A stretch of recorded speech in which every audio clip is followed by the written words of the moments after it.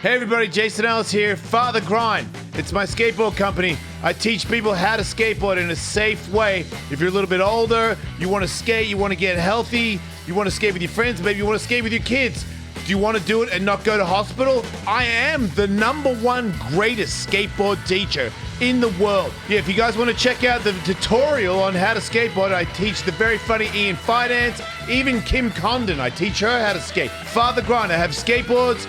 You can get setups, you can get pads, you can get everything you need to shred. The Jason Ellis Father Grind skateboard made by Paul Schmidt. Tim Barron did the graphics. These are the top of the line in the skateboard game. This is a top of the line skateboard. If you want to be cool, get one of these. So go to fathergrind.com, check it out. Take my advice. I've got a video on how to skate safely so you can have fun and not go to hospital. Go to fathergrind.com. We can segue right into a skating story in Adelaide. Wow. We can't. Okay. We don't have to segue right now, but No, I'm just do saying, it. Do it. Absolutely. Because I was telling Julius, my son Julius, I was like, when I get in here to do the podcast, when I say what a great skater I am and how I dropped in on this, and I was like, back me up. You got to back me up. He's like, you cannot lie to Tony Hawk.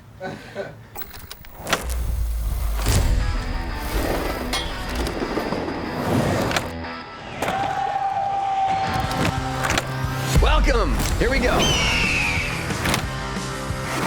And I'm not Tony Hawk.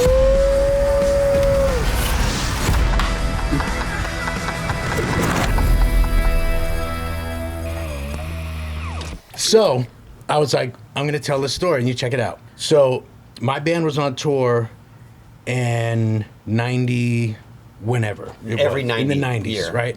I feel and like it was a festival tour Beastie in tour. Australia called Big Day Out. Yeah. No, it wasn't Big Day Out. Okay, It was called Somersault. Warped Tour. Okay, sorry. Somersault. And a bunch of bands playing, and another band, Bikini Kill, was on tour. And so I met the singer, Kathleen Hanna, and we became, well, we're married now, so we became, you know. Yes. But there was a party one night after one of the shows on that tour, and there was everybody's around, and Kathleen was like, hey, you want to go skating? And we were in Adelaide, and I was like, yeah, let's go skating. I was like, I didn't know. You're just playing it off. I'm just like, okay, let's go. And so we start going, it's like midnight, and we're skating around Adelaide at night, and it was like this really romantic, beautiful thing. And she's like, so what tricks do you know? And I was like, well, what do you mean? She was like, Beastie Boys guy, let me see some tricks. I was like, well, I can go real fast. Does that count? I can do some tic-tacs? Does to me. No? Yeah, I can works. tic-tac real fast. Yeah. And she was kind of disappointed. But we're married, still married, so. But, so was she a better skater than you out of the gate? I'm faster. Kind of on par? Okay. I'm faster, yeah. I can confidently say that I can skate faster. Yeah. She might know more tricks, I don't know. The Tic Tacs is where it ends? I can do the daffy, whatever it's called, where you do the one On foot two boards? One foot on the one and other foot on the thing. That's pretty sick. Really? Where you go like that. That was your next thing from Tic Tac, was to skate two boards at the pretty same sick. time? Well, that's what, I don't know. That's OG. Oh, I could do the thing where you put a couple trash cans and put one board on the other and ride and then jump over it. Your and land on the other skating one. is straight out of 1975. 77, 78. Yeah. Wow. Yeah, that's pretty sick. about weird. What do you mean jump over a trash Like can? they used to see how many barrels you could jump over. So they put one skateboard on the other end. Oh, jump Then- off the board over Yeah. and land on Yeah, another yeah. one, right? Yeah, I mean that and Daffy's. Yeah, did and you wear Tic Tacs, shoes? That was like freestyle. Yeah, I wear contest. shoes. I mean, Okay. New York, yeah, you gotta wear Yeah, shoes. in yeah, New York. that's a good question. Seriously. That's a valid question. Because Yeah. back when people did barrel jumps, a lot of those guys had no Yeah. shoes on, Right. dude. That's true. Yeah. Like California stuff, though. Oh, well, Yeah, maybe you're Californians, right, yeah. no shoes. Yeah. I never got that, man. Just like wheel bite or like barefoot. Oh like no, I rubbing your- couldn't. No, I'm Just so glad I sounds was like born such a- just a few years after Yeah. that. If I had done barefoot skating, forget it. No, Yeah. never. How do you feel about flip-flops on riding skateboard? It's terrible. Yeah, I'm 'Cause your against feet it. slide I'm around. I'm You're way against more flip dangerous. flops. I'm not really a They're called flip-flopper. thongs in Australia. Yeah. And I'm against all of them. I'm not a flip-flopper. Yeah. I'm against them. I'm not against them. I just don't want to skate in them. Well, then I'm you kind of gotta be- against them. Yeah. Really? I mean, I'm against them. if it makes you happy, Yeah, oh, and yeah. you're not hurting anybody, Obviously. wear your flip-flops. Yeah, but dude, it's like Heelys. Like, go for it. But me personally, no. how do you feel about Heelys on like a 70-year-old at the airport? That's kind of I'm sick. worried for him. That's kind of sick. Like, That's like that I makes like it cooler. I like it. He might be okay. I'm into it. I don't know. Yeah. I feel like I'm kind of like somebody who's like 35 with Heelys more. Yeah. Because if you just like all of a sudden roll for a second, I'd be like, what? They're moonwalking. No But way. you did tap into something there because Kathleen said, "You're Beastie Boys, skate." Yeah, show me there some was tricks. always a connection with Beastie Boys and Yeah, yeah. skating, and I mean, definitely, Adam MCA Yeah. had it. I mean, there's I'll never forget the photo of him like this with the crowd, just with a bone shirt on, Yeah. and just a massive crowd behind him. But you guys were always kind of in the orbit of skating, right? Yeah. Yeah. Where did that start?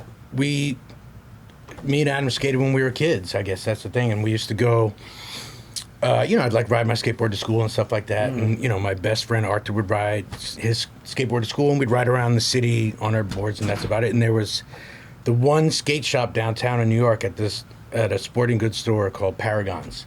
And it was like a little annex in the back of the thing. And we used to just go and hang out and just like be near the other skaters. And that was, I don't know, this is like 70s stuff. This is a long time ago. But through that, we just... I don't know, just sort of. Those are the people. Well, yeah, those are the for people sure. we hang out with, I guess.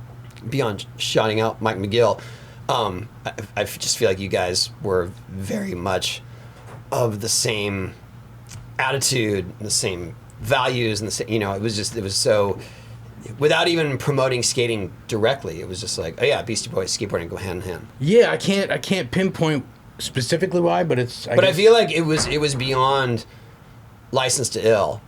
Like it was kind of after that where it was like, oh no, these guys are legit. Well, I was gonna say, like punk rock and skating, but That's true. like, That's true. Yeah, for sure. No, but like not like Johnny Ramone wasn't skating. I don't know, Captain Sensible. But we seemed were ahead of listening to that everybody. music, and you were that age to be connected. Yeah. You know what I mean? Yeah.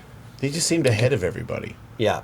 Like Really? all the things that you were into was like a thing that would be cool later on, Yeah. which means you kind of started it. Well, no, I mean, that's New York though, because Yeah. New York, everybody's on top of each other, and you see punks and skaters, and you see everything you deal with just from getting here to there, and so all these influences are just in you. When did you first start to play music? I was 14. My mom and her friends gave me a guitar when I was 12. I started a band 14. Who was your 15? influence at 14 musically? Elvis Costello, the Ramones, Yeah. The classics. But Yeah. the Ramones, really. Okay. And so I had a band when I was 14, 15 called The Young and the Useless. We were a hardcore band, punk band. Yeah. Did any of those songs carry over? No, they did not. No. No. I have a story, and I just told someone the other day. I forgot that. So my first band was called The Young and the Useless. We were a hardcore band. We were like the mini Beastie Boys. Like we would open for Beastie Boys. And this is like. Wait, what does that mean? Beastie Boys was already a band. I wasn't in the first Beastie Boys. Oh, okay. They were already a band. So this is like 1982, and my band, The Young and the Useless, would open for them. And we played a show at CBGB's, and matinee show. And That is pretty next level. You're playing CBGBs. That's and I amazing. got off the stage and I saw my friend Miles Kelly, who's a really good guitar player. He's in a bunch of different bands, Frontline and stuff. And I was like, "What'd you think of the show?" And he was like, "Ah, you don't want to know." And I was like, "No, what?"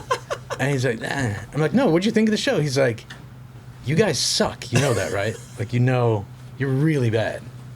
I was like, "Well, yeah, so..." And then I joined the Beastie Boys like 2 months later. There you Wait, go. how does that work exactly? But was that a catalyst? The guitar player quit, and it sort of was like I stepped up. But yeah, explain how, did you want to be in the Beastie Boys? I did want to be in the Beastie Boys, yes, because they were a better band. I don't know about better, but they were. Did you think that there was a chance that you could be in it? Like, did it seem like there was a? Well, we all hung out all the time. Okay. And we'd all go to each other's shows, and it was like a scene on the hardcore scene, and they were just more together. I don't know. They were just a more together band. Did you feel like they needed you? Like, was it a surprise? Back then, yeah, definitely felt they needed me. Really? Well, probably. So they you get it. they were stoked to. No. I was just there. I was like, John quit, and I was like there, Just like in the room almost, pretty much. and they're like, "Hey," I have a guitar. you're like, "I can fill in for a little bit." Yeah, it's not. And Yeah. it was kind of like. That was basically it. And then how long do you think it went before you were like, I'm in for sure, or was it instantaneous? Oh, after the first show. That was it. That was it. You I'm guys in. found it finally worked. Yeah. And then Did you after the feel race- that though? Like that something clicked in Yeah. the first show where it's like, oh, we have something here. I mean, there's like 10 people there, so it's not like, like streamers and. No, but I've heard that from bands like Joy Division and like Rage Against the Machine, where it's like they started playing, they're like, oh, we have something new. Oh, no, Beastie Boys are really great. Their first single, which I'm not on, their first single they put out, Pollywogs 2, is really, really great. All the songs are great, and I just, everybody really liked that single. And so to join that band was really cool to me. Yeah. So I always ask, like I've had Metallica, I did a radio show, I had Metallica on, and I'm a huge fan, and I just feel like there's certain songs that when I hear them, I go, if you're a musician and you start that particular part of it, does one person go to the other? Did you hear that? Like, look what I've got. Like, look at this one piece. And What, then, how do you mean? Say it like again. a certain riff or a certain like part of the music or a certain lyric where you wrote it and you go, hey guys, I got this, and you know that it's gonna be something special, because I feel like some things are so perfect, like some of the songs you've got are so legendary or iconic. Do you know that when it's before it comes out to us? Oh, hell yeah. Right. Oh, yeah. So every, like every one of them is a banger. like so Every single one. what was the? Because I always make this joke where it's like there's a couple of songs Metallica.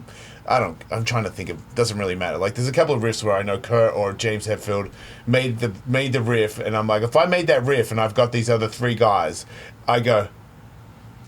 Did you hear that? Magic. Like Magic. are we not? I want to pause on this magical moment. Right. Like are we not? Not like, I got a little something here. Let's work on this. Like, no, I got this. Did I not just make us the kings of the world? Like, because you guys have that. You guys have hundreds of those. What was the there were first always one? several on each album. Right. What was the first one? Probably So What You Want. Right. That was one of our songs on Check Your Head. Yeah. I thought that was like, that was going to resonate with the people. Do you remember, like, when you made it and you were all like... Yeah. I was working on something. We had our studio in Atwater in California, and there was like a little annex room, and I had a sampler, SP1200, and I was working on something in there, and it was kind of, they could hear it, it came in, came out, and we were like, this is what we're working on, and then boom, boom, boom. And then everybody rejoices. Yeah, they were feeling it, as the kids say. Right.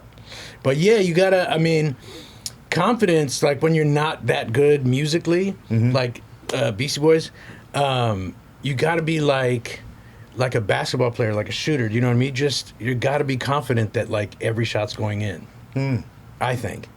And then after a while of it being successful, then you kind of makes it even easier to believe in it. When you're not a very good musician, like in the Beastie Boys, you got to just keep. You keep saying that, but you guys came into your own. You never lose as it. musicians. So I think Adam was a good musician. Mike is steady on drums. I was like, okay, like we're okay. Like all of my musician friends are better than we are. But you. I mean, that like, doesn't really matter when you musically. have this creativity and Right, these sounds. they don't have what we unique. have, but you know what I'm saying. Like, Yeah. technically, True. I know a lot of. Yeah, way but better that's musicians. punk rock ethos, right? Yes. Just start hammering away. Just do it. Yeah. I'm really curious about the shift from Licensed Ill to Paul's Boutique. Yeah. And I'm sure it's been talked about ad nauseum, but I remember hearing Paul's Boutique, but I remember hearing Eggman, and I was like, oh, these guys have got something else. Licensed Ill had radio hits, but then this was like, oh, this is for real. Like, this is serious. Really, Eggman. Yeah, I don't know why that was it. When I heard that, I was like, that's something awesome.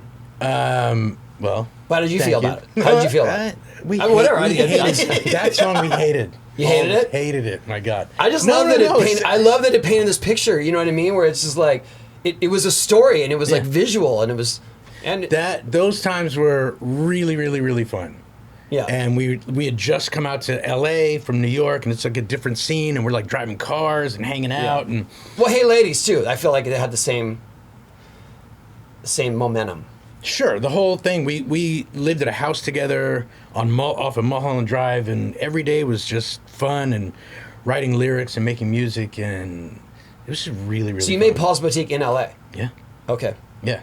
We work with these producers, the Dust Brothers, which we was the last time we ever worked with producers, but who are great. Those are good ones. They're great. And it was really fun. We were like little grown-ups, like out in New York in a house with cars and shit. It was really fun. Eggman was really fun specifically. Yeah, that's what I mean. It's a fun track, but I don't know. I just feel like that backbeat and under Curtis Mayfield. Yeah, and also and Hey Ladies too. It was the same. It was just like, oh, this is like making music and turning into this other thing that's super fun and current. But what was I know Licensed Still was the first commercial success. Is that correct? Yeah. When did you guys know that was a hit? I mean, it was Fight for Your Right, right? Yeah, they played when Fight for Right to Party video came out. It was on, they played it on MTV all the time, and so we went on tour when that record came out, and we played. We were supposed to play just clubs, and then it got bumped up to theaters, and then by the end we're playing Madison Square Garden. So you see how it's going. But that is a very quick rise. And now a word from our sponsors. 80% of men will experience hair thinning in their lifetime. Wow. I feel sorry for those guys. I myself have a full head of wolf hair. It's normal, and it's okay, because Nutrafol can help. I heard that. They're the #1 dermatologist-recommended hair growth supplement brand with over 1 million people seeing thicker, stronger, faster-growing hair with less shedding. Wow. Yes. That is a good pitch, Tony Hawk. Thank you. I wrote it myself. It sounds like it. Nutrafol's hair growth supplements are physician-formulated using 100% drug-free ingredients. Their patented technology provides consistent, reliable results without compromising your sex life, which is very important. Agreed. With Nutrafol, building a hair growth routine is simple. Purchase online, no prescription or doctor's visits required. Free shipping and automated deliveries ensure you'll never miss a day and see results in 3 to 6 months. Take the first step to visibly thicker, healthier hair for a limited time. Nutrafol is offering our listeners $10 off your first month subscription and free shipping when you go to Nutrafol.com/men and enter the promo code HawkWolf. Find out why over 4,500 healthcare professionals and hairstylists recommend Nutrafol for healthier hair. Nutrafol.com/men, spelled Nutrafol.com/men, and enter promo code HawkWolf. That's Nutrafol.com/men, promo code HawkWolf. Hims is changing men's healthcare by providing access to affordable sexual health treatments, all from the comfort of your couch.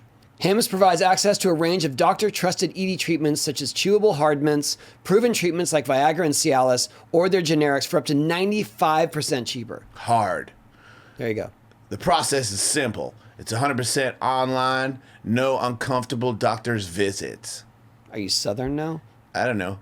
No insurance is needed. Pay one low price for your treatments, online visits, ongoing shipments, and provider messaging. Hey, man, we're getting older. It happens, Every day. But don't give up. Don't give up. You can never give up. And there's help. There is. Hims has hundreds of thousands of trusted subscribers, so if ED is getting you down, it's time to find the option that works for you. Start your free online visit today at hims.com/hawk. That's H-I... I'm talking to Americans, man. No, you got it. That's HIMS.com/hawk. HAWK. For your personalized ED treatment options, hims.com/hawk. The products mentioned are chewable compounded products which are not approved by or verified for safety or effectiveness by the FDA. Prescriptions require an online consultation with a healthcare provider who will determine if appropriate. Restrictions apply. See website for details and important safety information. Subscription required. Price varies based on product and subscription plan. Back to the show. Also, you know it's really big when, at least for me and kind of for us, when you look out at the audience and you don't recognize those people. Wow. That makes sense. Because at one point you did. Yeah. Well, when you start, it's just you literally know 10 people that are there. Yeah, 10. Yeah. And you know what I mean? That's a good analogy. I don't know that I would hang out with you if we weren't in this place together. Wow. Yeah. I don't know you. You I know. I like you. Let's do this. He would understand that. yeah, for sure. But Yeah. I've never thought of that analogy where that is a big shift. Yeah. Wait, I don't recognize these people. Yeah. Yeah. That's amazing. It's like the whole world like knows you now. Yeah. Not just these hardcore group of people that Or just your friends. right, which is Right. another level of And then your friends are on the side like fucking people. I see how that would work. You don't love them. What's the time frame from friends watching to Madison Square Garden? How long's that? 6 years? Okay. 7 years? Yeah, okay. So it's still some time, man. Yeah. Like, to me, 6, 7 years is... Like, when I was young, 6 or 7 years was how Long you time. make yourself, yeah. Yeah. But in those few years, so trying to think at the time. So it was just a few years, and then we opened for Madonna in 1985. Yeah. So she was big, but we were on tour opening for her. Yeah. So we weren't big, but we were like in these huge arenas. Yeah. And then the next year we opened for Run-D.M.C in huge arenas. So we were like, we got a taste of all of that sort of stuff. Right. How's Madonna back then? Like, Best. as in being cool to you guys? She's the best. Being Did respectful? did a lot. I have a question Oh, yeah. about that because I remember reading about when the Pixies were starting to come up, and then you two invited them to open up for them, but no one really knew the Pixies, and no one would show up for them, Yeah. even though you two chose them and was like, this band is amazing. People would always show up just before you two started playing. Did you guys? I mean, you must have had a crowd showing up for you at Madonna. No. Actually, the only people that I met on tour that I would have known was Corrosion of Conformity showed up at one of the Yeah. Madonna Oh, wow. shows. I used to love those guys. And Butthole Surfers. Oh, that's amazing. And so we had this weird connection with both those bands coming through where we're at. They live at, I can't remember. I mean, the members of the band came to see you guys play. They just probably came to see Madonna just because it was such a weird Yeah. thing to do. And we met and I was like, well, that's really cool, whatever. Madonna she's the best. She's fantastic. Her management, they wanted to kick us off tour after the first show because the audience hated us. They hated us so much. If I have it right, there was a giant phallus on the stage? No. That was later. Oh, okay. Wait a minute. So you come out to Madonna crowd, right? Yeah. And they don't know who you are. No. And you're not a hot lady. We're being us. You're being the Beastie Boys. Yeah. And the crowd is obviously not impressed. Literally crying. But it was Like, mostly make teen it- girls, right? Back then? Younger. Younger girls. Younger. Yeah, I mean, because it Make this wasn't. stop. Please make this stop. I hate this. Yeah, because back then, I was trying to say now, like he's brought up Taylor Swift, and I'm like, now, if you are a Taylor Swift fan and somebody comes out that you're not a fan of, you still kind of know who they are. You can say you don't like them, but you're not going to be completely surprised by, like, who are these guys? These guys have nothing to do with Madonna. Back then, I feel like kids could be legitimately like, I've never heard of these people, and why are they not girls? Like, why are there these dudes on stage singing this way? I to be honest, I didn't understand it either at the time. Like, she did not need an opening act. I don't know why they wanted an opening act, but She was a fan, though. I know I wouldn't say she's a fan. So then, Really? why were you? Yeah, who Okay, made so that connection? Sure, with all right. them. So they wanted the story is they wanted Bronski Beat, the band Bronski Beat, Well, now Okay. that would be on brand. and they couldn't do it for some reason. And so then they wanted a different group, and then they called our manager and asked if the Fat Boys could do it. And my manager was like, the Fat Boys can't do it. No, they called our manager to ask if Run-D.M.C could do it, and he said they could, but for like $50,000 a show. And then they called back and said, can you are the Fat Boys able to do it? And he was like, they can't do it, but I got this band Beastie Boys will do it for $500. $500. Wait, what? Yeah. Wait, Yeah. Madonna, you 500 each?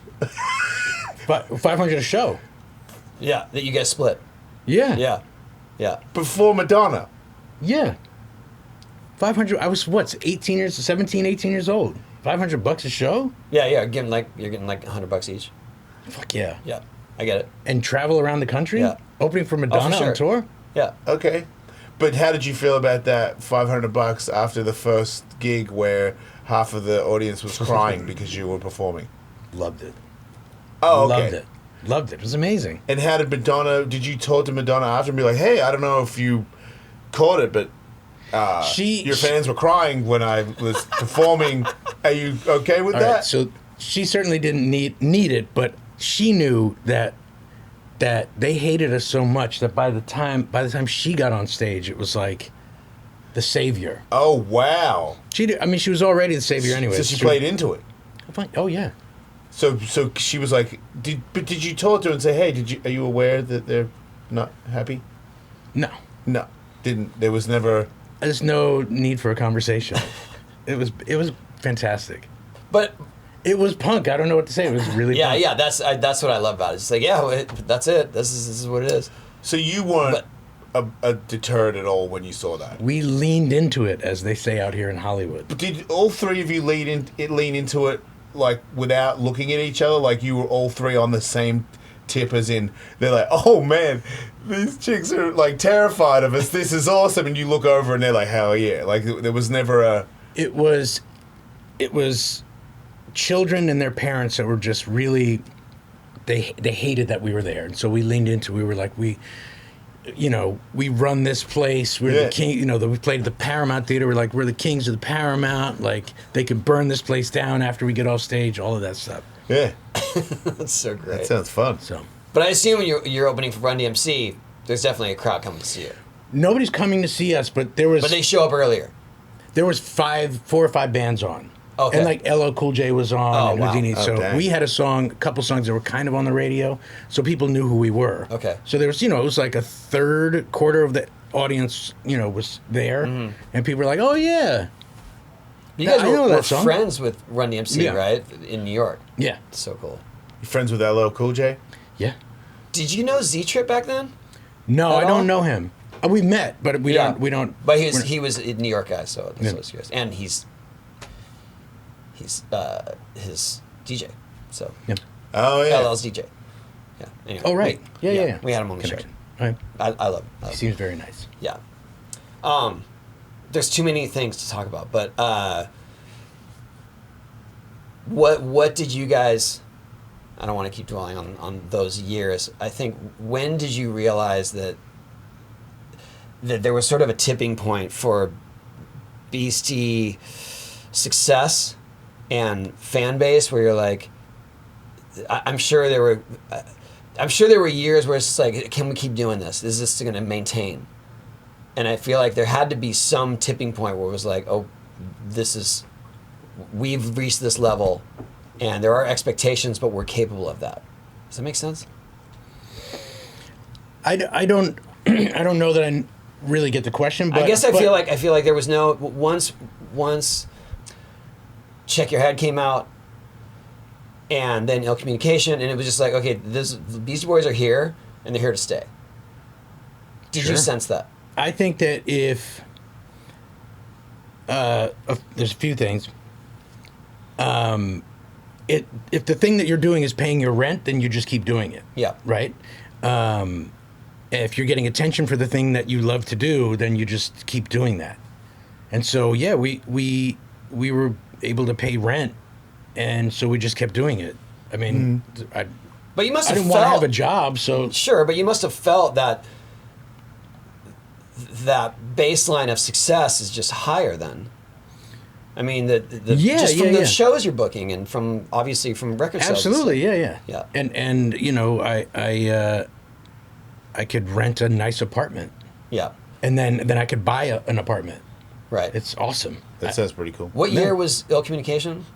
94. Okay, so I just know this from being on skate tours. Right. And that was definitely a year of like a rugged skate tour. Everyone sharing one hotel room and whatnot. But there were certain tours, there was one album that you heard everywhere you went. In 91, 92, it was Nevermind. Yeah. Right? Everywhere you went. And then we go to the next demo. And then in 94, it was Ill Communication. Really? Everywhere we went. It was amazing. Like it just felt like that was a kinship, you know, even though like we didn't necessarily know each other, but just felt like, yes, this is our soundtrack.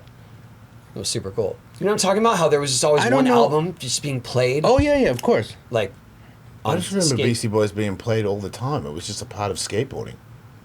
I never really... For sure, but Ill Communication was one of those ones where it was just start to finish. The whole album. Like, you show up somewhere and like, that's the album that's being played for the next hour and a half. Yeah, it's sort of one of those things where you take it for granted, you know? It's like, yeah, what's playing? I suppose. It's like if you see a video of an older skateboard video, a contest or a demo, and it's playing, I'm like, oh, yeah. Yeah. Because there's really like, yeah. You know, it's like 8 kind of vibes, you know, where it's like, yeah, that's my era. You know, or that was that decade where they play, but it was never. You lasted longer, you know. It wasn't one decade. You got like multiple decades. You got staying power. Yeah. You're talking about me or him? You. Oh, yeah. Well, both of you. Yeah. And now a word from our sponsors. Hey everybody, I'm always looking for nutritious options to add to my routine. Luckily, there's one that tastes amazing and isn't super expensive. Our next sponsor, Orgain, makes it so easy to do just that. Orgain is the leader in real protein-powered nutrition that understands that being good for you doesn't just have to taste bad. Orgain's brand new 30-gram complete protein shakes offer a protein-packed, real nutrition designed to satisfy your cravings without all the sugar. Orgain 30-gram protein shakes are available at Costco and at Orgain.com. If you want to get into the delicious protein-packed nutrition today, head to Orgain.com/HW20 and use the code HW20 for 20% off your order. Once again, that's Orgain, Orgain.com/HW20 for 20% off, and make sure you use the promo code HW20 so they know I sent you, mate.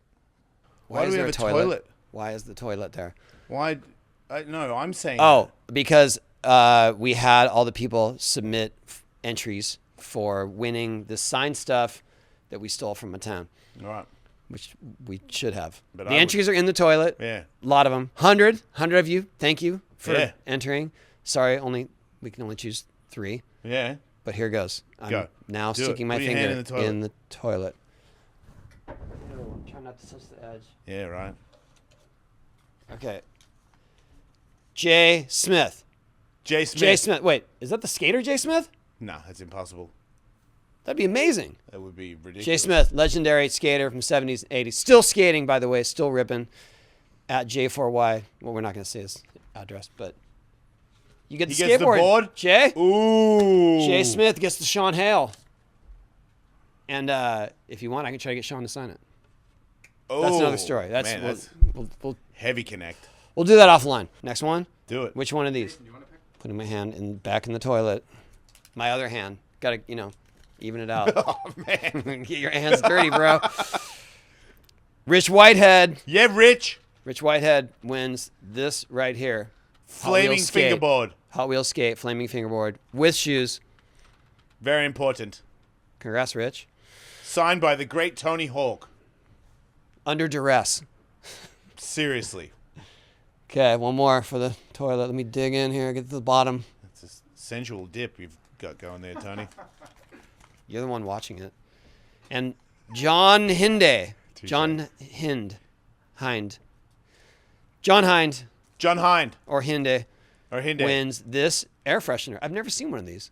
It's yours. It's a Pineapple Bones Brigade air freshener. It's a Pineapple Tony Hawk. Find one in every car. You didn't know that? That's a Repo Man quote. What? You didn't know you had a Pineapple Tony Hawk skateboard air freshener? I wonder, is this actually from Powell? Yeah, it's been a good couple of months for the show, so we are very grateful for everybody for following and liking and subscribing and all that stuff. I know I personally asked for you guys to do it a lot, and to see that you're actually doing it. It really means a lot. We might have been a little heavy-handed in our requests. I was desperate, man. Thank you for following up. So thank you. You guys came through. Seriously. You did it. So thank you. Back to the show. Yeah. Did you know that they used that song in the Plan B video? Questionable. When skate videos, as you know, first started coming out, there was like, what were the laws? What were, Well, so who knows what I'm was coming going from the angle of being, I started my company in 92. And at some point, we're like, who's gonna like these videos? I'm charging $5 for a video. You know, I'm not making any money on it, so I'm just using whatever music to try to expose the music for the most part. That was my sort of altruistic take on it. But then I saw the Plan B video and I was like, oh, they use Beastie Boys. Like, I really wonder if they got permission or if they paid for that or whatever. And I got to talk to Adam. I got to talk to MCA about it around that time. And I was like, what did you give approval? He's like, no. Oh. And I go, what did you think of that? He's like, that was a groundbreaking video. Oh. Like, you're right. He's like, so we're stoked to be part of it, even though we didn't give permission. And I was like, that is the best answer I could have asked for. Okay. I mean, I can't remember. It's so long ago now. But I remember, like, Spike Jonze, when we first were friends with him, he was doing a lot of skate videos. Yeah. And so we would, you know, let them use our songs in videos. Just Yeah, cause that was a few years later. But we knew when Spike was doing it that was cleared. Right. You know what I mean? Yeah. But when we were doing it, I mean, I used the Beatles in a Birdhouse video, so. You did? Yeah. On camera. For Willie Santos. How'd that? Oh, I guess it worked out. No one huh? cared. No one- who's watching the videos? Like, I don't know. Right. And that's what it was back then. Yeah. And, I mean, now it's different. Yeah. Well, the video part was Mike Carroll from that video. So just that combined with the music was like, okay, this is one of those All right. evergreen video parts that people remember. I feel like skateboarding kind of is like ahead in a lot of times, and if you're a part of it, it's just another, like it helps you, like you're helping each other. Like having Beastie Boys in a video along that at that era, where it's like, hey man, I didn't sign off on it. It's like, well, everybody that watched that's in the core of skateboarding approves that song and that band now. So like it helped everybody. Like I think nowadays it's like, well, I need to be compensated immediately just in case it doesn't work out. And it's like, well, maybe you're right these days because there's so many skateboard videos. But then, well, also people don't buy records anymore. So it's the avenue to like have an income is different. Right. Yeah, for licensing. Right. Sure. Yeah. How is it now for you for licensing stuff? Things are going well right now, yeah. But I mean, is it between you and Mike, do you determine what goes and what doesn't? Yeah. Me and Mike and Detchen, Adam's wife. Yep. Yeah. You got to, you know, can't use our, don't use our song without finding out first, please.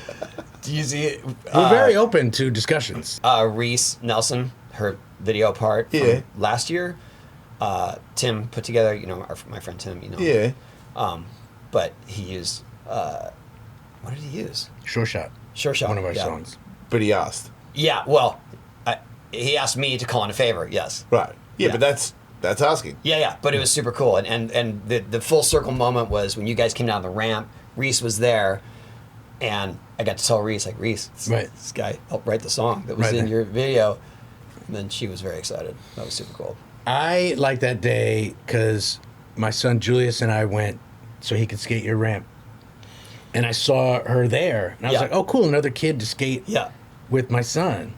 And then she drops in and does all this. I was like, oh, shit, that's Seriously. not just another kid to... She's a monster. She's a monster. Yes. Yeah. She's a weapon, as we have come to know her.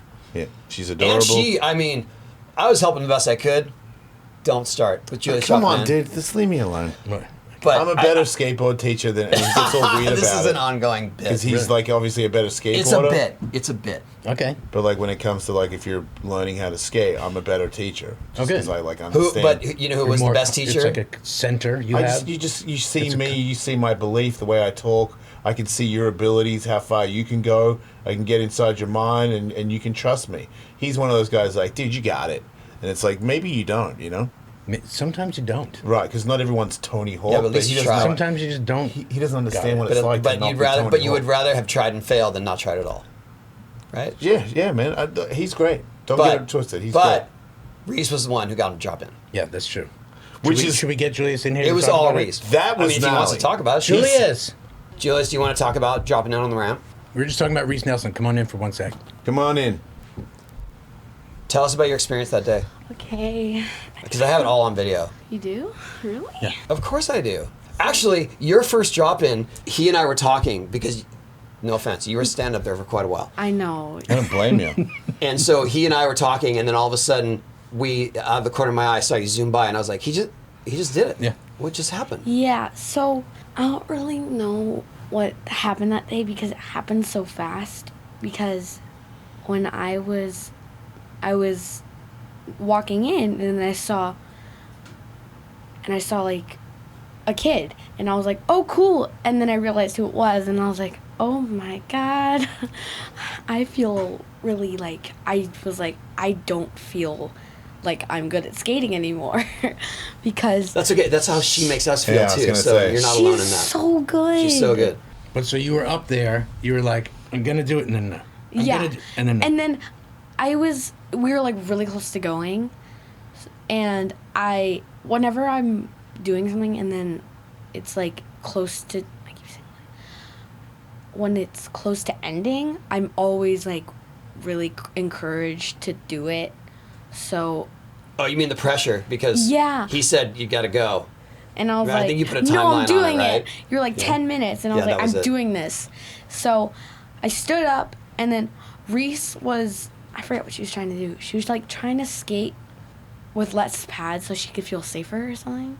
I don't know. Oh yeah, I think she was trying to encourage you, and so she started to actually remove her pads. Oh, wow. Yeah, And like this is how confident we can be with this. Yeah. and then she was like, I'm going to put my board on it, but I'm not going to go. And I'm going to count down. And when I hit 1, you're going to go. And I was like, okay. And then she went 3, 2, and then it didn't go. I was like, wait, stop. So she dropped in and she was trying to I forget what, she was like trying to remove her pad so she could get me to do it. And I felt, you don't have to, she didn't have to do that because. But were you guys gonna go? Well, yeah. Go at the same That time? seemed rude. But, no, we weren't because I would have been that would have made me really scared. Yeah. Even when it's like someone Hold for that's sound. way, way, way better than me. Did she push you? No. didn't push you? No, she didn't push me. Okay. Why'd you say that? Oh wait, What was the biggest ramp you dropped in on before that ramp? I can tell you. What? Yeah? It's 10 foot because the quarter pipe behind the ramp, I had just cut down to the 10-foot mark. Yeah.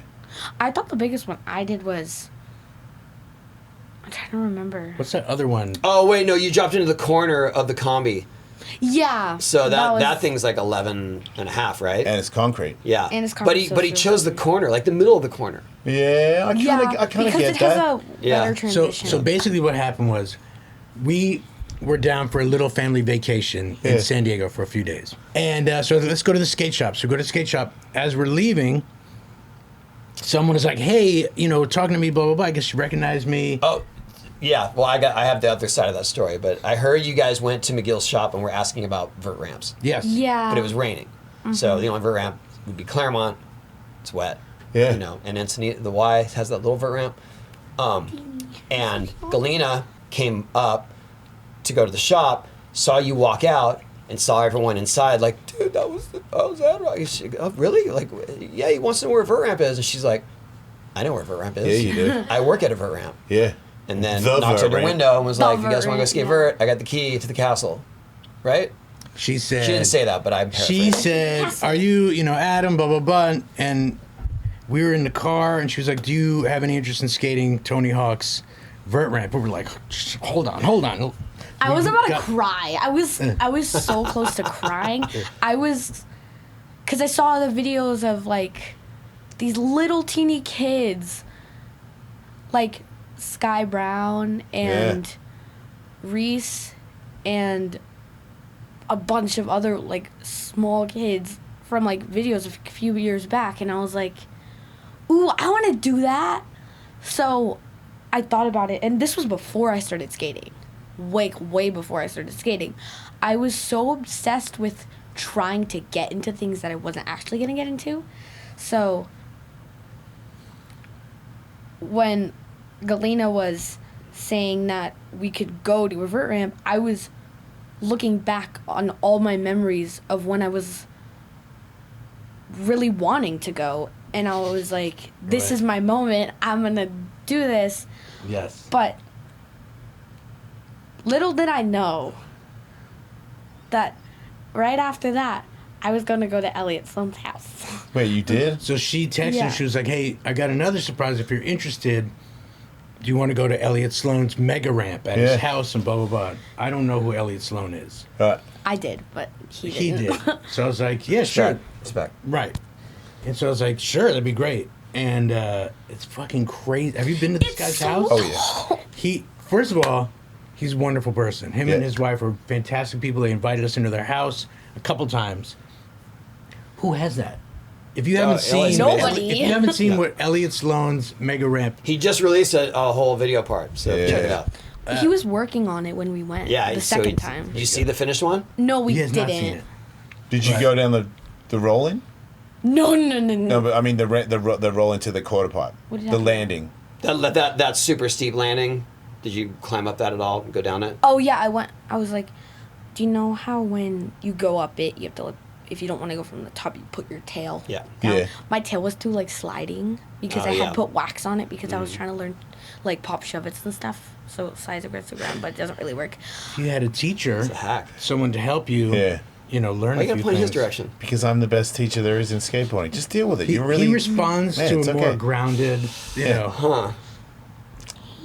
Let's But see. you dropped we in should have, on- we should have a pop shove it I teaching didn't do. session I didn't battle do with him. Elliot's. The streets is Who could more- be the better That one teacher? feels scary. Teaching Elliot's battles? feels really have you sketchy. Have you had teaching A battles? teaching battle. Yeah, I've won already. Oh wow. Dude, come on, man. It's okay. Okay. Really? All Yeah, right. we helped a comedian learn how to drop in on the quarter pipe, and Tony was helping We. him. The, Who the was it? operative word there is we. You were getting him Wait. pretty close, but Who, then wait, I what showed comedian? Ian Fidance. He's like a he's an Okay. East Coast guy too, New York guy. Okay.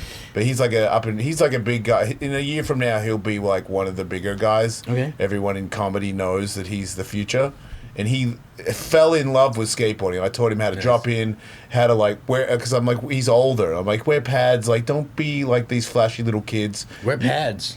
Because he's older. Nothing wrong with pads. Yeah, and learn how to use them. Like, don't just put them on and be like, well, if things go bad. I mean, he did drop in, not on the vert ramp, on the little Sure. quarter pipe on yeah, the he's other not side. he's not at your level. Wait, what by the little way. quarter pipe? The one that's on the far side, the far Yeah. wall. Like the vert It one was that I did? way out of his league. You know how like they have he the yeah, two yeah. smaller quarter pipes? Not good on the enough. Oh, front and then street there's a... He was like, doors? "You think there's I a- could do that?" And there's like Yeah, a... with the pyramid. So he dropped on the smallest Who got him one, through that? and then Who took him? Who, come on, it was a who group went through effort. that journey? Hold Yeah. on, he gets to everybody. twist the narrative Right. now. In Hold on, hindsight. everybody. I'll be back. Okay.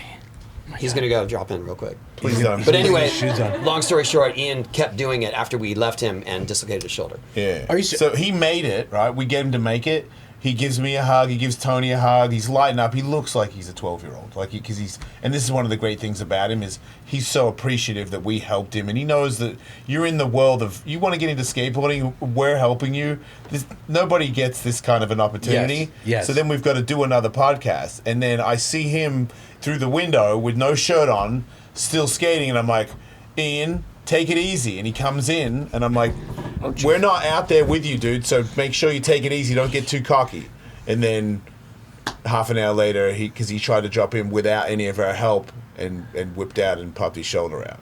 Yeah. Oh, Because God. I was there the first couple of times he went to do it, I was like, trust me, if you're off, I'm going to catch you. Yeah. And then when I know that you don't need me to catch you, I'm not going to catch you, so you're going to be on your own, okay?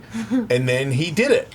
But that's like the first couple when people drop in, like you got to be at a certain level, like to know how to catch yourself. And Yes. Ian was not at that level. Not so at day one.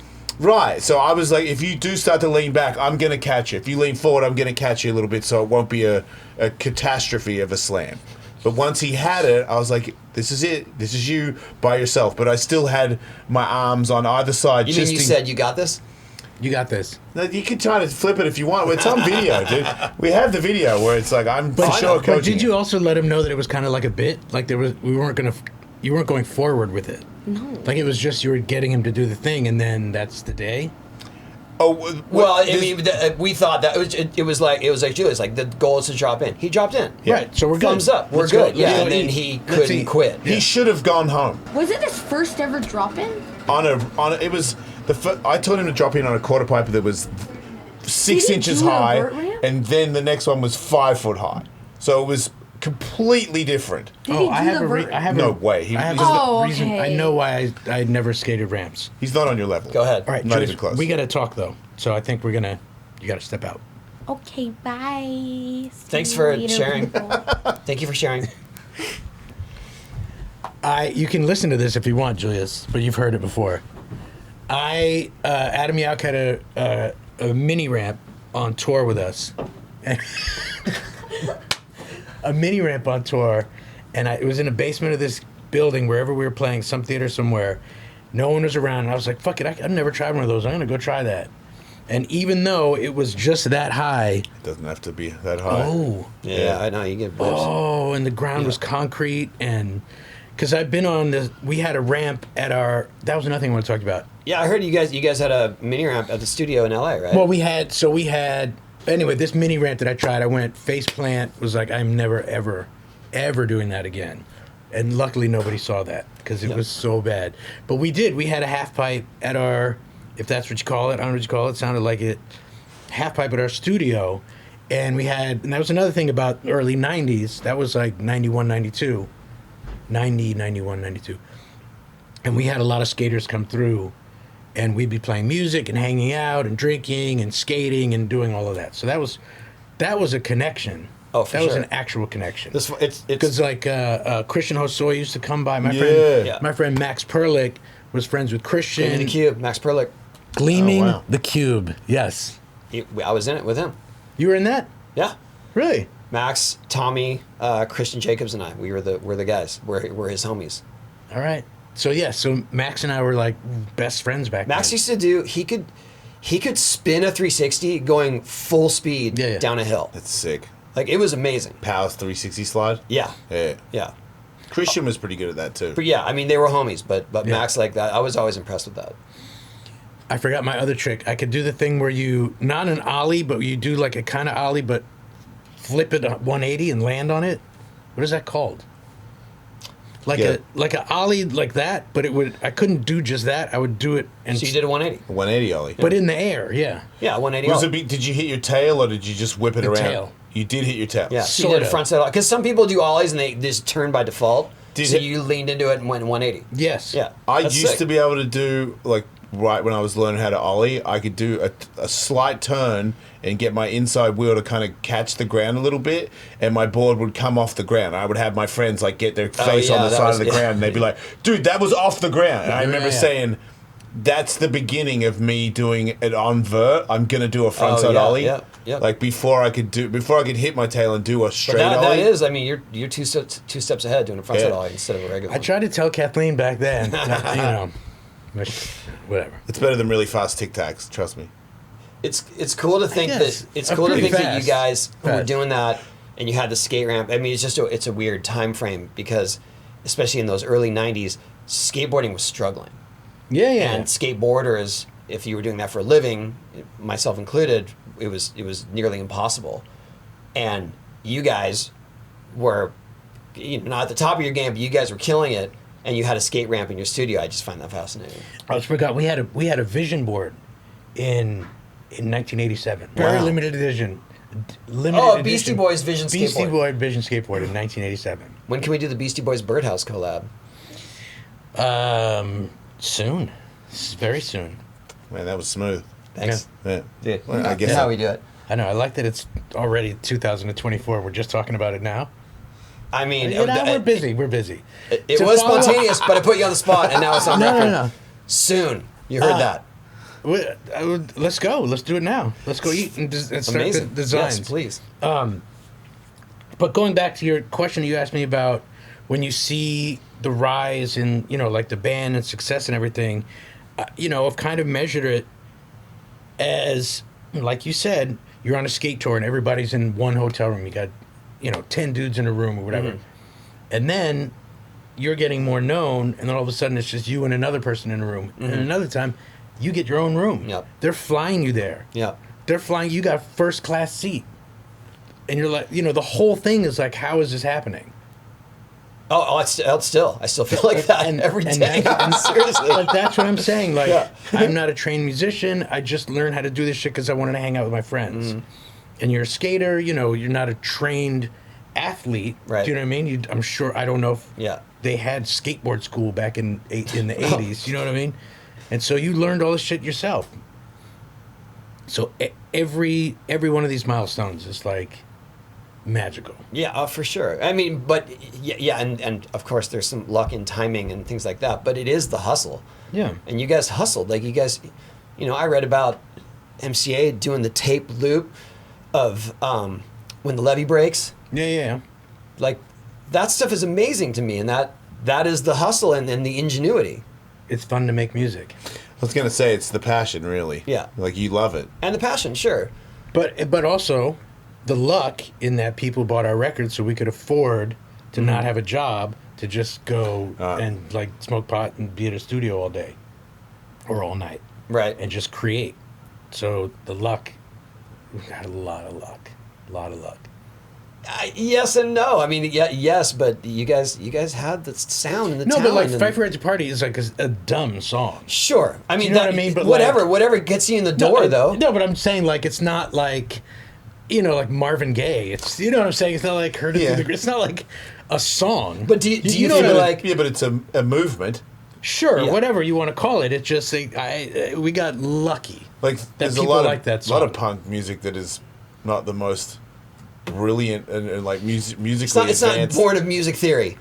Yeah, But not even that. It's not like the melodies. Like I would like Generation X. Their first two records are like, I love those records. Or Yeah, X-Ray me too. Specs. Or the Slits. Like there's these bands and like every song is a gem, and the way they wrote them and the lyrics and the production and the whole thing. And I don't know. For me, X-Ray Specs is like so underappreciated. Not in my house. Great band. But you know what I mean, like to think that you could do that professionally and pay rent and do all that stuff. Yeah, absolutely. Buy fucking dunks for my kid off of that. Do you feel like, and I don't want to keep dwelling on that, but do you feel like Paul's Boutique was sort of not the antithesis, but it was like, all right, look, we had our fun with this anthem. This is where we really want to go. No, we thought Paul's Boutique was all anthems. Oh, okay. Yeah. We didn't know that nobody liked it. We didn't know. I mean, people liked it. Of course. But then that's the other thing. So, all right. So going back to that thing of success and milestones and blah, blah, blah. Fight for Right to Party was a big hit. People came, which is fantastic. It was, for us. But it could have died on the vine there. But yes, it could have. But when I was saying that thing about like not recognizing the people, you had just people that I wouldn't know in regular, back home. Nothing against those people, but it was like a different scene that I wasn't a part of. But they liked our music. You can't help. You can't decide who likes the thing that you do, right? Right. And then we put out Paul's Boutique, and it seemed to like none of those people liked it. Like they liked this thing that we did, but they didn't like this other weird shit that we were doing. And so then we played a few shows off of that record. I remember specifically one in London, and it was like, 300 people, and I knew everybody. I'd recognize everybody in the audience. Do you know what I mean? It was like, there were skaters, there were punks. It was like people that I, felt that I. It was your ilk. It was the ilk. Which is just telling. I mean, that's like, well, this is the kind of music we'd rather do then, right? Kind of. Rather play to this audience. Felt more comfortable. Yeah. Okay, this is just more self-indulgent, but I have a question about you guys meeting the Clash. Oh my God, yeah. I'm just so excited and jealous about that. Oh, okay. So I wrote that story in the Beastie Boys book, which is available. That's where I read it. At Amazon or wherever you buy books at bookstores. We played in London in '86. Well, we went to London for something. I can't remember what it was, some promo thing or something. And our friend Josh Shoes, photographer, great photographer, was a friend we grew up with, somehow had met Joe Strummer. I don't know how he met Joe Strummer, but he went to London and he would just like hang out at their studio. That's amazing. And he would like make them tea and shit. Like it was like their runner would go get stuff. And he would come back, I'm sorry, Josh, but he would come back with like a British accent and the whole thing. And but he was our in, and our friend Peter Doherty, another rest in peace, Peter Doherty, was friends with someone from Madness, the band Madness. Oh wow. Somehow. And There's so many. no, there are so many members of no, Madness. So he was friends with Don Letts. That's what it is. Oh, yeah, If you okay. don't know who Don Letts is, Yeah. look up Don Letts. Yeah. He's Don Letts. So we got hooked up with Don Letts. And because of Josh Choose and Joe Strummer and the thing with the Madness, this 1 week we were in London. I'm telling you, Josh is, or whoever was like, Mick Jones wants you to come over to his house and hang out. That's the guitar player for the Clash. We're like, yeah, I think we should do that. So we go to Mick Jones's house. We're hanging out. Down in the basement, he's got a little studio. We're like, who the fuck has a studio in their basement? It's so awesome. Yauch's playing guitar. He's teaching Mick Jones how to play Clash City Rockers because he forgot how to play it. We're like, this is mind-blowing. Like, what the fuck is happening? All of a sudden, the doorbell rings. It's Paul Simonon, bass player from the Clash. We're like, what the fuck is happening? Yeah. Hanging out, boom, boom, boom. Who shows up next? Joe Strummer shows up, and then was John Lydon and his wife Johnny Rotten and his wife showed up for a minute. It was like the craziest fucking night. And they were like, let's go to the movies. So we're like, bet, let's go to the movies. And we went and saw a slasher movie called Reanimator. You could drink inside the movie theaters. We're like, this is the greatest night of our lives. That is so amazing. The next day, hey, Madness is in the studio, and they want you guys to come and just, like, hang out. We're, like, hanging out. Me and Mike getting drunk. We all passed out at the studio with Madness. It was like, I'm telling you, that was the milestone right there. That is incredible. Couldn't have been better. Yeah. Couldn't have been better. And, you know, I love Madness, but the Clash were like... Oh, my favorite. That's who we want to be. That's who we wanted to be. One of my greatest regrets is Joe Strummer was on tour with Mescaleros and he was in LA and I was home and I was like, oh man, I really want to see him. I've never seen the Clash and then something happened. I couldn't go and he passed away like 3 months later. That sucks. Yeah. He was pretty cool. I didn't know him, but you know, I saw Clash. But you went and saw Reanimator with him. I've been to the cinema with him for So sure. great. So crazy. But no, I saw Clash. I saw the Clash. Me and my brother went at Bonds. These famous gigs they played in New York. You know, man, I can't say enough good things about the Clash. They Yeah. were Well, thanks for indulging me with that story. It's one of my favorites. It's fucking great. Whatever. You're funny. What if he was said that same story about Metallica in '86? Dude, the Clash is just as legit. Like I'm just. All right. Can I not enjoy myself when you become a bit of a you'll child? like this. No, It's you'll fun. like this. I know. I'm just. You know who used to come to see us play was the guitar player from Metallica, Kirk. Yeah. Kirk. And every time when we played, he lived in San Francisco, I think. Yeah. Yeah. And I'd be like, "Why are you here?" Yeah. And he was like, just like you guys. Yeah. Well, I don't know. It was just weird. I wouldn't expect. Oh, he's awesome. Him. He's I fantastic. would He's expect him to. wonderful. I would yeah, expect him right. like he Yeah, that does. doesn't surprise me I at don't all. know him, amazing. so I don't know. But it was always like, why are you? Same thing with Corrosion of Conformity. I was like, what are you? That one's more surprising. When you said that earlier, I was like, no way, because those guys were like, it's more of a deep cut, you know what I mean? But the Corrosion Conformity they were, because he wanted to be in Metallica. Yeah. Like, that was like a weird little, they sounded similar, you know? Like, I was like, you guys, because I loved Metallica and Corrosion Conformity, I was like, whoa, these guys are just as good. This is fun. Like, that made sense. We did a soundtrack for our game a while back, 15 years ago or something longer, and basically it was new punk bands playing punk classics. Oh, okay. Right?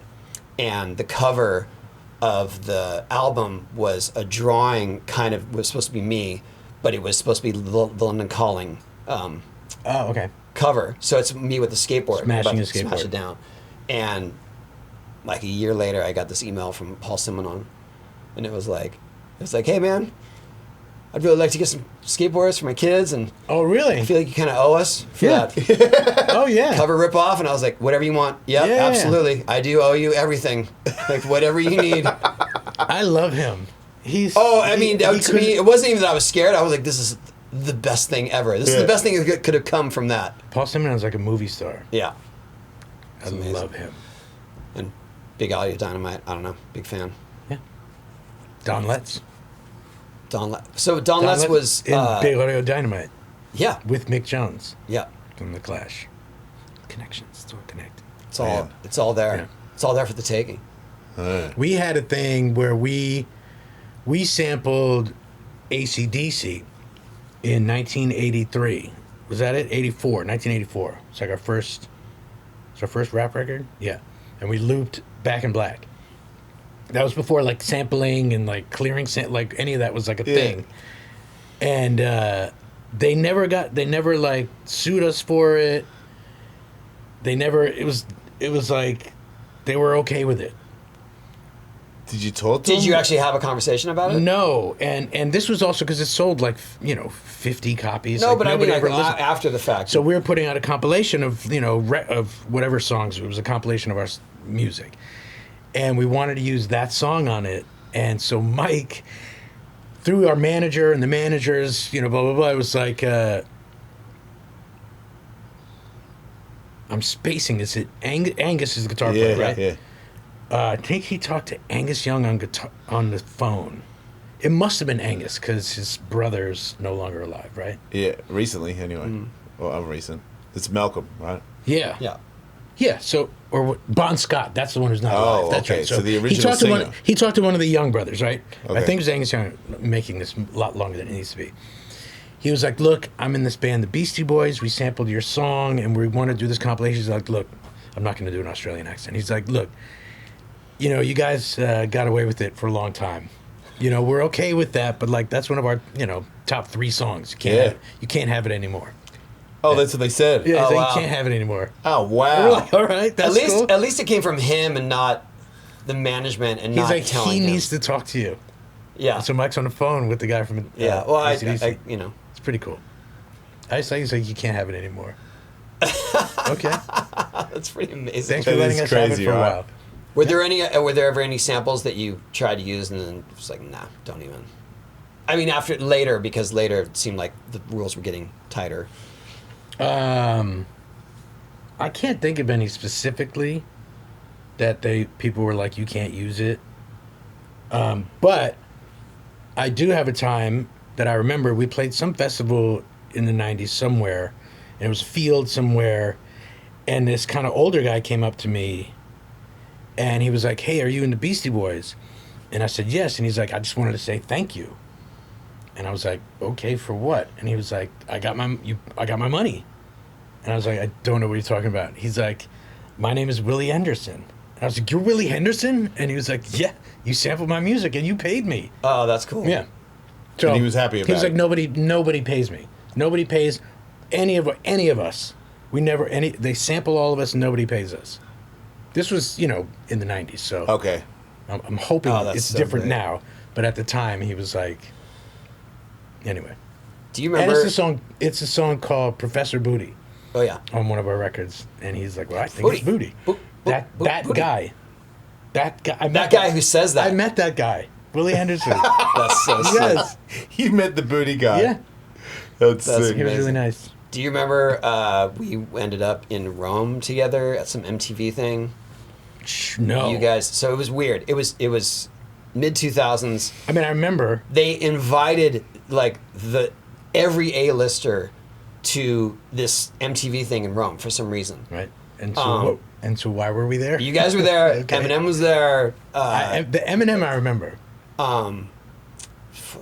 Gwen Stefani was there. The Cure was there. It was wild, and I got invited to present something, and I'm sitting in the audience, and I'm just like, it was like the Academy Awards. It was wild, and I don't know how everything converged onto that. And Alicia Keys was there, and I'm sitting here, and something keeps hitting me in the neck. I'm just like, what the fuck? Like something's dropping from the ceiling. I don't know, and I keep looking around. Just like whatever, and then it just keeps hitting. I'm just like, what is going on? And then I look over and I see MCA, and he's like, and you guys are about to walk out onto the stage, and he has gotten like some pebbles, and he just keeps throwing them at me.